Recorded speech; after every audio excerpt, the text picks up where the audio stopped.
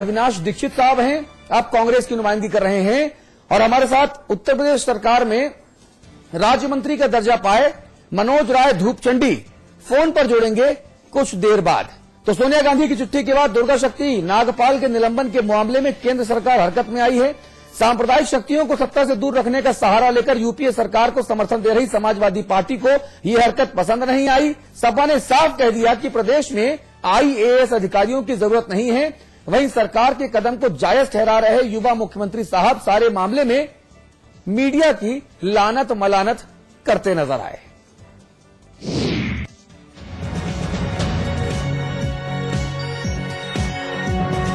दुर्गा की शक्ति वापस नहीं करेंगे, भले ही उत्तर प्रदेश में एक भी आईएएस अफसर ना रहे।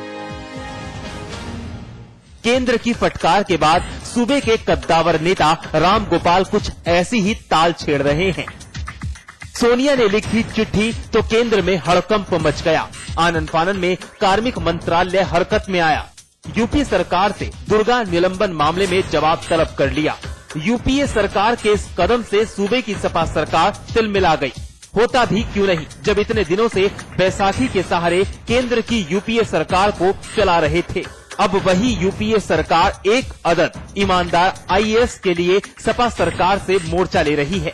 पलटकर राम गोपाल यादव ने केंद्र को टकासा जवाब दे दिया। हमें किसी आईएएस की जरूरत नहीं है, सारे आईएएस को विड्रॉ कर लें, अपने राज्य के अधिकारियों से ही काम चला लेंगे। राम गोपाल यादव ने सही कहा, सपा सरकार को यूपी में आईएएस अधिकारी की जरूरत नहीं, वो भी जब आईएएस अधिकारी ईमानदार हो, बिना किसी दबाव या डर के अपना काम कर रहा हो। तभी तो हर दलील, हर नियम, हर कायदे को दरकिनार करते हुए सपा सरकार दुर्गा शक्ति के निलंबन पर अड़ियल रुख अपनाए हुए है। ये तब है जब सूबा पहले से ही आईएएस अधिकारियों की कमी से जूझ रहा है। आंकड़ों के मुताबिक यूपी में आईएएस के 537 पद हैं, जिनमें से मात्र 309 पदों पर ही अफसरों की तैनाती है। 79 अधिकारी केंद्र सरकार और दूसरे राज्यों में काम कर रहे हैं। अब जरा इन आंकड़ों पर भी गौर कीजिए, जिसमें साफ पता चलता है कि किस तरह से यूपी आईएएस अधिकारियों के निलंबन में पहले पायदान पर खड़ी है। पिछले 22 सालों में पूरे देश में 200 आईएएस अधिकारियों को निलंबित किया गया है, जिसमें से अकेले उत्तर प्रदेश में 105 अधिकारियों पर शासन की गाज गिरी है। दूसरी तरफ है सूबे के मुखिया अखिलेश यादव। दुर्गा को हटाने के लिए तमाम रिपोर्टों का हवाला देते रहे, बार बार सरकार के फैसले का बचाव करते रहे। थक गए तो नेताओं की पुरानी परिपाटी पर चल निकले। सारा दोष मीडिया पर मढ़कर अपने किए की इतिश्री कर ली कि आपकी पार्टी, आपकी सरकार ने बहुत महत्वपूर्ण फैसले लिए हैं और उसी का कारण है कि अगर कोई फैसला ले लिया हम लोगों ने, उसके पीछे पूरा का पूरा मीडिया, पूरे के पूरे तमाम दल लग गए। देश में जाने कितने कभी एसडीएम सस्पेंड हुए होंगे और पुरानी सरकार ने तो जाने क्या क्या कराया था। एक ईमानदार अधिकारी ने सूबे की सपा सरकार की नाक में दम क्या किया, बयान उलट बयानी में बदल गए। कहने लगे कि प्रदेश के अफसरों से ही काम चला लेंगे, आईएएस अफसरों की दरकार नहीं। लगे हाथ मीडिया को भी लपेट लिया।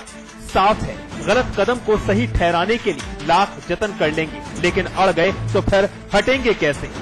ब्यूरो रिपोर्ट, समाचार प्लस। नहीं अड़ गए तो हटेंगे कैसे भैया, प्रचंड बहुमत जो आया है। अब लगता है सपाइयों ने ये सोच लिया है कि जिसको प्रचंड बहुमत मिल जाता है उसको हर प्रकार के ऊट पटांग काम करने का जनता ने मानो लाइसेंस दे दिया हो।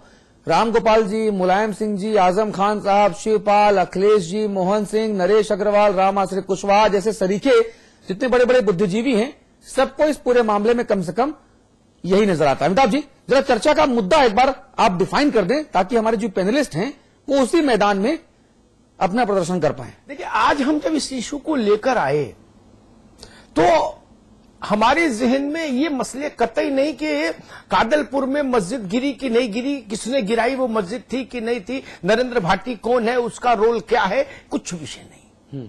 दुर्गा नागपाल भी प्रतीक के तौर पर आज हमारे सामने है, वो भी हमारे लिए इशू नहीं।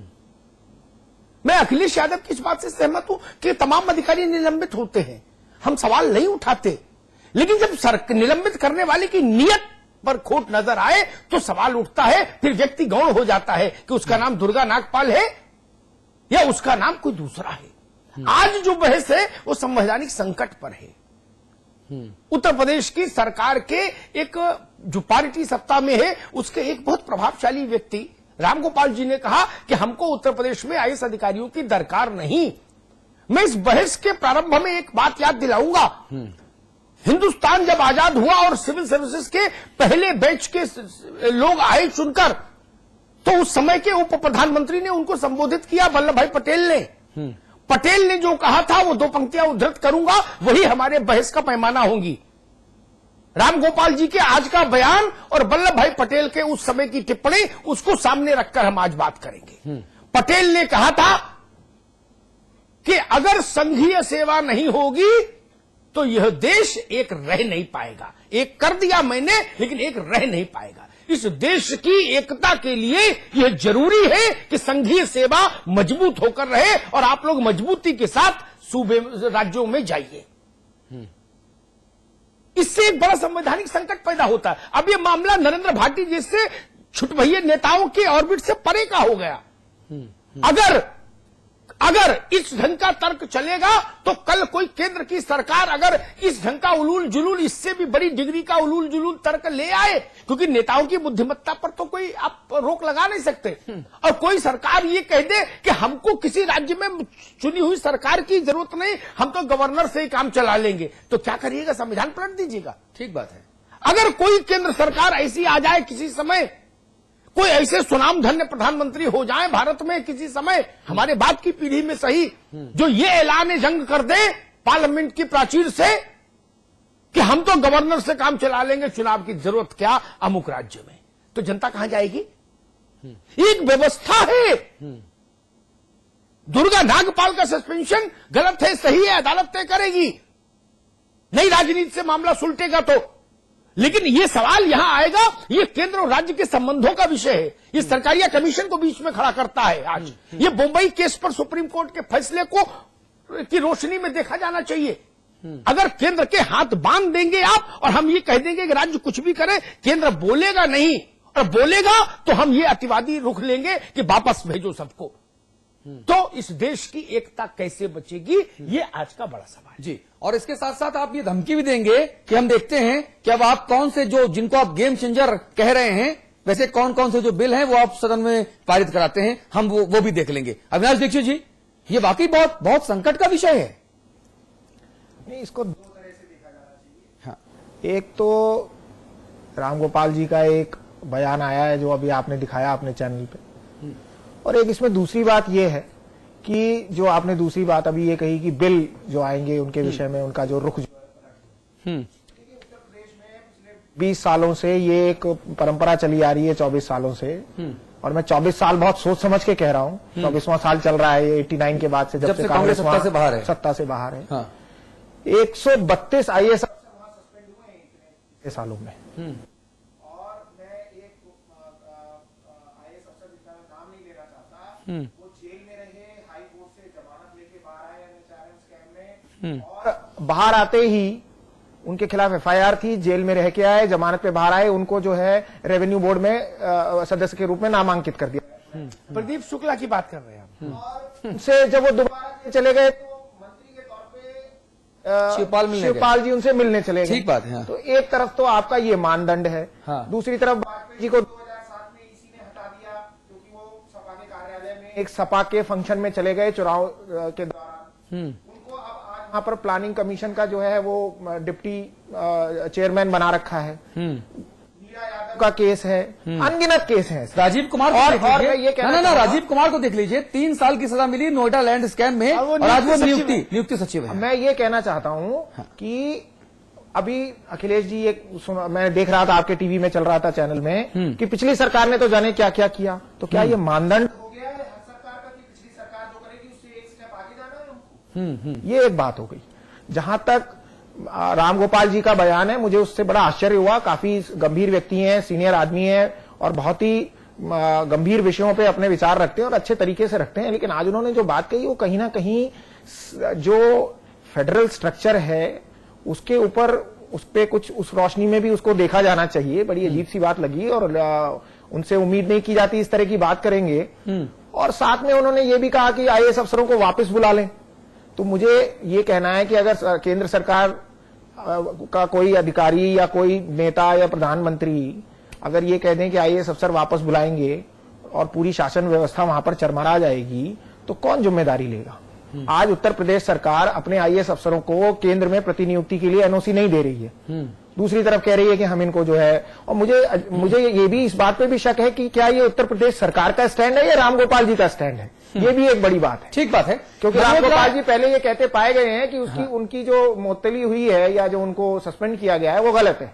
बाद में वो फिर कहने लगे नहीं ठीक है। दूसरी बात जो एक आपने कही बिल के लिए जी, तो सवाल ये है कि अगर एक देश के बड़े नेता कांग्रेस की अध्यक्षा चिट्ठी लिख देंगी और कहेंगी कि अन्याय नहीं होना चाहिए, तो कल तक जो बिल जन कल्याण के लिए सबसे बड़ा बिल लग रहा था सपा को, आज उस चिट्ठी के आने से सारे जन कल्याण के जो बिल थे वो अब जन विरोधी हो गए। अविनाश दीक्षित तो मनमानी चलाएंगे, राजतंत्र चलाएंगे। अविनाश जी आप बिल्कुल सही कह रहे हैं, लेकिन फिर जब सोनिया गांधी जी की बात आएगी तो फिर राजस्थान की बात भी आएगी, फिर हरियाणा के अशोक खेमका की बात भी आएगी। ना सुनिए, मुझे पूरा बोलने दीजिए। राजस्थान के समीर शर्मा की बात भी आएगी, पंकज चौधरी की बात भी आएगी, मुग्धा सिन्हा की बात भी आएगी, है ना, इन सब लोगों की बात आएगी। मैं इस पर आऊंगा करके। मनोज राय धूपचंडी साहब हमारे साथ हैं। आप दर्जा प्राप्त राज्य मंत्री हैं, सत्तारूढ़ समाजवादी पार्टी के बहुत कर्मठ सिपाही हैं, ऐसा ही खुद कहते हैं। मनोज भाई, बहुत स्वागत आपका समाचार प्लस पर। धन्यवाद। ये बताइए आखिरकार ये प्रदेश में हो क्या रहा है? ये जो रामगोपाल जी का बयान आया है जिसमें उन्होंने कहा कि पूरे के पूरे आईएएस अफसर वापस ले जाए, हमें नहीं चाहिए, क्या आपके पास ऐसी कोई जानकारी है कि इस बयान के पीछे माननीय मुलायम सिंह जी यादव और माननीय अखिलेश जी की भी बैकिंग है, उनका भी समर्थन है इस बयान के लिए? नहीं, आपको क्या लगता है? मैं आपसे पूछ रहा हूं, ऐसा मुझे कुछ नहीं लगता। नहीं, हमारा ये कहना है कि भारत की सरकार जो दिल्ली की सरकार है उसको सारी खमियां उत्तर प्रदेश में ही क्यों दिखाई देती? नहीं, मैं सवाल दूसरा कर रहा हूं मनोज भाई। सवाल मैं बहुत विनम्रता से और बहुत एक लाइन का सवाल पूछ रहा हूं कि जो भाई राष्ट्रीय प्रवक्ता हैं समाजवादी पार्टी के रामगोपाल जी ने इसके पहले निलंबन को गलत बताया था। अविनाश जी बिल्कुल सही कह रहे हैं, और अब वो इस पूरे मामले में कह रहे हैं कि साहब निलंबन सही है, जो अधिकारी गलत करेगा उसको चार्जशीट दी जाएगी और हमें आईएएस अफसर नहीं चाहिए, केंद्र चाहे तो अपने पास रख ले। तो मैं ये कह रहा हूं कि माननीय रामगोपाल यादव जी के इस बयान में मुलायम सिंह जी की और अखिलेश जी की सहमति है या नहीं है? मंगलवार को कैबिनेट की बैठक खत्म हुई थी, तो माननीय मुख्यमंत्री जी ने जो बयान दे दिया था उसी बयान को दोहरा रहे हैं प्रोफेसर रामगोपाल यादव जी। अच्छा, क्या मुख्यमंत्री जी ने कहा था कि निलंबन सही हुआ है? नहीं, मैं आईएएस अफसरों के वापस जाने की बात कह रहा हूं।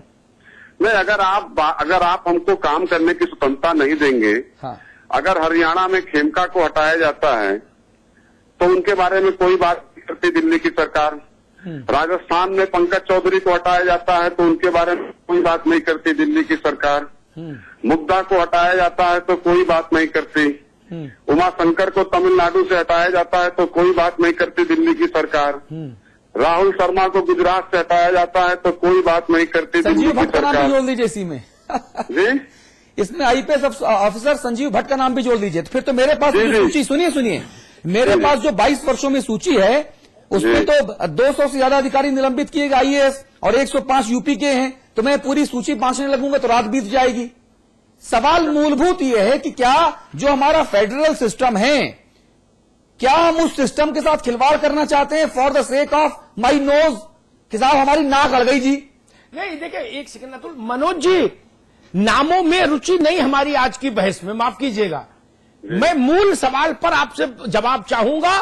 क्या केंद्र को जो संवैधानिक अधिकार प्राप्त है, संघीय सेवाओं के संवर्ग में आने वाले लोग कहीं भी पदस्थापित हो, उनकी सुरक्षा और संरक्षा का जो उसको अधिकार प्राप्त है, क्या कोई सूबा उस अधिकार पर वीटो कर सकता है? मूल सवाल ये है, बड़ा सवाल है। मैं नरेंद्र भाटी और दुर्गा नागपाल की बहस में आज नहीं जा रहा। मनोज जी सुनिए, क्या दिल्ली के सरकार को ये हक है कि उत्तर प्रदेश की जनता ने अगर हमें भारी बहुमत से चुन के भेजा है तो हमको अपने मन से काम करने का मनोज जी, हाँ, मेरा उत्तर है हाँ। भारत की केंद्र सरकार को हमेशा यह हक रहेगा 402 विधायकों वाली सरकार भी हो जाए, कितने 402 विधायकों वाली सरकार भी हो जाए किसी पार्टी की उत्तर प्रदेश में, तब भी केंद्र को खास कर सकती है। 1969 के केंद्रीय सेवाओं का जो आचार संहिता है उसके तहत ये अधिकार हासिल है कि कभी भी हस्तक्षेप करने का